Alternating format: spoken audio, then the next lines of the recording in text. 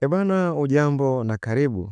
Hii ni ATIV TV ama ATIV Media, na leo nakuletea mikoa 10 ambayo inaongoza kwa baridi zaidi hapa nchini Tanzania. Tuanze na namba 10. Namba 10 ni mkoa wa Kagera. Huu ni mkoa ambao upo miongoni mwa ile mikoa yenye baridi kweli kweli, hasa katika maeneo ya wilaya ya Karagwe na maeneo mengine ambayo yamezungukwa na milima pamoja na mabonde.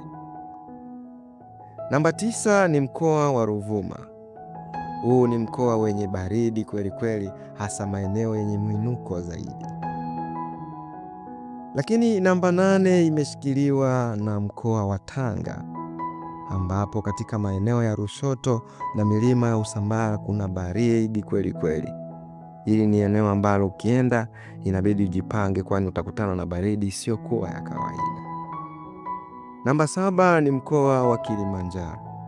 Huu ni mkoa wenye baridi pia, hasa katika maeneo ya Maraju, Moshi vijijini pamoja na Rombo, bila kusahau katika wilaya ya Hai. Namba 6 inashikiliwa na mkoa wa Arusha, karibu na milima Meru pamoja na mingine, lakini maeneo mengi ya mkoa wa Arusha yanasifika kwa kuwa na baridi isiyokuwa ya kawaida. Namba 5 imeshikiliwa na mkoa wa Rukwa, ambapo ni mkoa ambao unaathiriwa na baridi inayotoka katika nyanda za juu kusini magharibi mwa Tanzania. Namba 4 imeshikiliwa na wilaya na mkoa wa Songwe. Kutokana na jiografia yake pia ya nyanda za juu, huu ni mkoa ambao una baridi kweli kweli. Kwa hiyo ukiwa unataka kusafiri kwenda katika mkoa wa Songwe, jua kabisa unaenda kukutana na baridi isiyokuwa ya kawaida.